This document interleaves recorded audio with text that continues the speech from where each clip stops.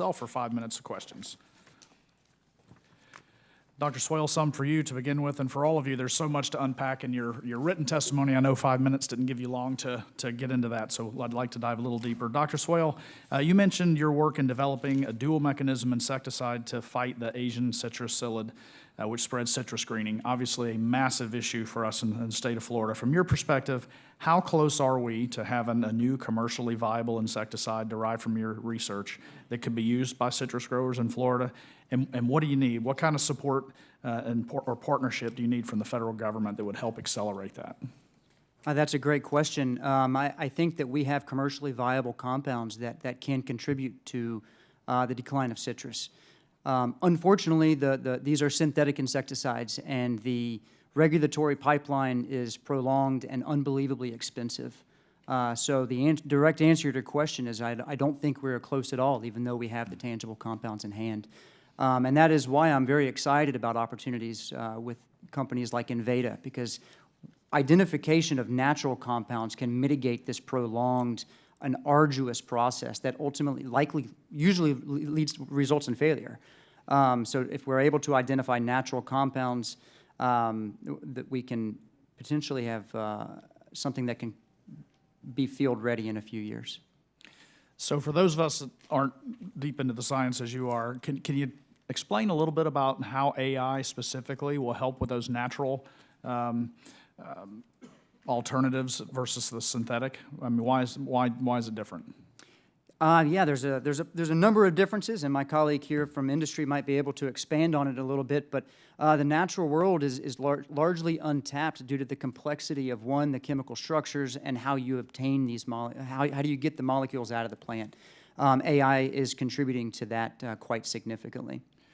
So AI just will assist in the speed, just because of the vast numbers. Speed and being able to understand what this molecular language actually looks like. Natural compounds are very, very bulky and huge and look funny compared to synthetics. So how do we parse that down and utilize this? We haven't been able to wrap our head around that, but it appears as though artificial intelligence has begun to pick up ground on that. Right. Dr. Lutz, could you comment on that? Yeah, absolutely.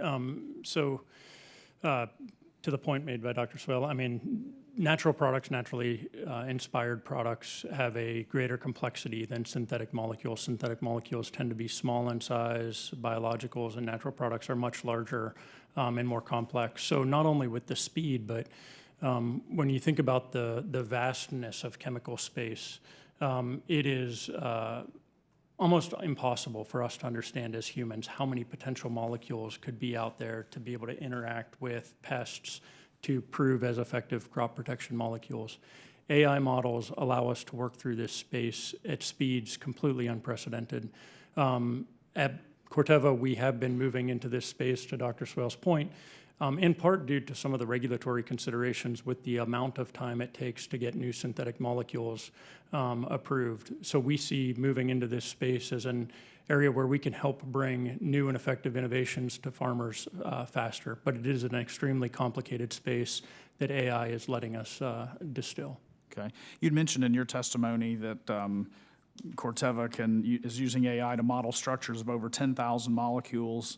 And you can do that and look at how they might be used for crop protection in a matter of weeks. How does that compare to what you'd be doing traditionally without the use of AI, time-wise? Yeah, I mean, discovery traditionally is like finding a needle in a haystack. I mean, you're talking about screening tens of thousands or hundreds of thousands of molecules before you find one in which you're willing to make a bet on to be able to go through the perhaps decade-long process of trying to get it registered. Making that decision early on is extremely important. And so our discovery funnel, we're searching through this space as best we can to find where we want to make those bets. AI opens up that funnel and lets us find what we believe are more impactful, more efficacious, more sustainable molecules sooner that we want to make those bets on as we move forward. Right, thank you. I have other questions, but I'd now like to recognize the ranking member from